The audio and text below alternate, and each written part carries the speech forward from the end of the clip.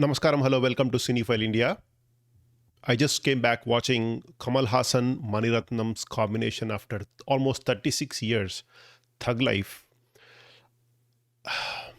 I must say that audience are getting fed up with these veteran filmmakers who are just making movies on their goodwill.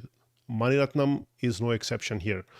I mean, he hasn't stooped as low as Shankar, especially with Shankar's last two movies, Indian 2 and Game Changer. Ratnam still has his spark somewhere with respect to the way he narrates a story, the way he sets up a scene, the way he makes his actors emote, the kind of characters he writes. He still has that spark in him, but I must say his time is running out very quickly. He should just quit making movies right here, or just to make one more movie with his mark of brilliance and just retire before he becomes another Shankar and a laughing stock. Now let's talk about Thug Life. Thug Life stars Kamal Haasan, Silambarasan, Trisha, Abhirami, Nasser, Joju, George. You have it. You name it, you have it. You have them. Like he has actors from across the country. It's a story about a real estate mafia don, Shaktivel, and his brother Manikyam and Amar, played by Silambarasan, whom Shaktivel rescues because Amar's father dies in a police shootout, which involves Shaktivel. So it's a complex setup. Ratnam takes his own sweet time establishing all the characters and their relationships. It takes almost an hour. So the film is 2 hours 45 minutes, and Ratnam takes more than 1 hour to establish the characters themselves, to make us understand their intentions, their motivations, to get to the point where this is a conflict. By the time you realize that, it's almost an hour in, and at some places it did test my patience right in the first half. However, I was hopeful for a firework second half. The reason was, despite the so-called lag,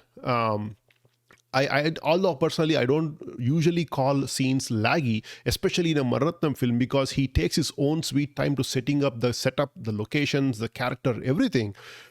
But in this case, whatever you see in the first half, you already saw in the trailer.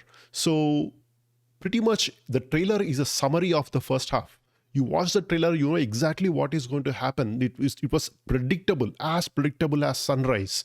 But I was hanging on to my dear hope for the second half to provide me that very critical Ratnam spark, but unfortunately that was lacking all throughout the movie. I'm still searching for that in the movie. What exactly was Ratnam's point in this movie? What was he trying to convey? He had Kamal Haasan. He has the best-in-class technicians that you can get in India today. Srikar Pesrad, editing, A.R. Rahman's music. And you have one of the finest actors that we know in our generation in India, Kamal Haasan. Even Silambarasan, he was amazing in his character as Amar. You have Nasser. And you have Joju George, you have Aishwarya Lakshmi. Despite her very short role, she made her presence felt. The only actor that stood out like a sore thumb in the entire movie was Trisha. I don't know why Ratnam is obsessed with casting Trisha.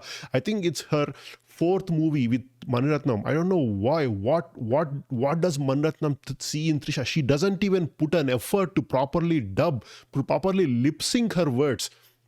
In the movie, it was the character itself was written so poorly. It was surprising for a Ratnam movie. He wrote the character so poorly, and added to that, Trisha's lackluster performance. It was completely, utterly forgetful. I am extremely disappointed for casting Trisha in that role. And A.R. Rahman, just when I thought A.R. Rahman is slowly coming back to his kind of music, and especially after hearing so many EDM, techno, trance music for the last few years, A.R. Rahman gave really good music in the last few movies, Aadu Jeevitam, Ponniyin Selvan 1 and 2. And of course, even this movie, the audio was amazing. One of the reasons I was so excited to watch this movie was 2 songs. One is sung by Shruti Haasan, Vinveli Nayagan, and then the second one is sung by D in Tamil and Chinmayi in Tamil and Kannada, which is Muthamalai. That song isn't even in the movie. What are you thinking, Ratnam? I know you cut the songs ruthlessly, but at least having the presence of those songs in the movie could have made the movie somewhat bearable.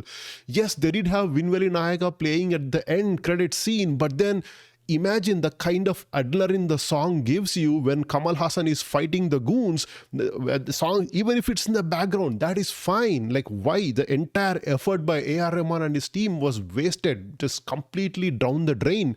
And then part of me was thinking, I watched the movie somewhere and it was like watching 2018 movie, Manratham's movie Chakka Chivantha Vaanam all over again. It was almost felt like Chakka Chivantha Vaanam Part 2.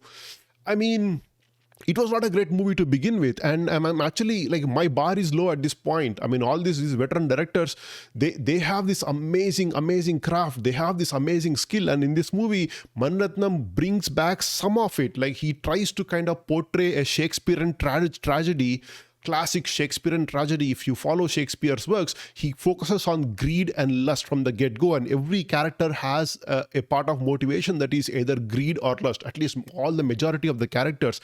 And the actors who did these characters were brilliant. This was, I'm telling you, this is a master class in acting, master class in music, master class in sound design, but everything else just falls utterly flat for me in this movie. I was extremely disappointed watching this movie. I didn't expect this to be a kind of output I would be getting from a Kamal Haasan Manratnam combo. Maybe I had misguided expectations from the beginning, but I was just hopeful, especially after the audio. I was hopeful, maybe, just maybe, there is that movie that would satisfy my craving for really good storytelling. But I guess my search will still stay on, and I'm looking forward to the next movie to get that satisfaction.